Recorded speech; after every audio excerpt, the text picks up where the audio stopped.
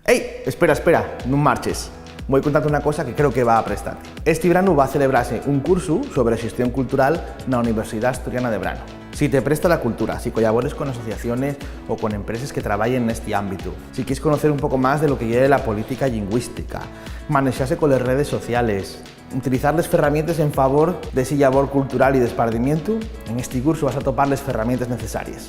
En el curso, ¿quién tenemos? Aparte de mí, a Cristóbal Ruitiña, periodista y profesor de comunicación, a Isabel Evia, profesora de la Universidad de Oviedo, que dirige el curso, y a María José Rodríguez, que es la responsable de la Oficina de Normalización Lingüística de Xixón. Ya sabes, si te presta este tema, la Universidad Asturiana de Brano, que organiza la Academia de la Lengua Asturiana y la Universidad de Oviedo con el Concello de Cangas, va a celebrarse del 6 al 10 de agosto y el precio además, bueno, pues es muy baratín, 190 euros, incluyendo el agospio, porque puedes quedar allí a dormir y está incluida la comida y todo.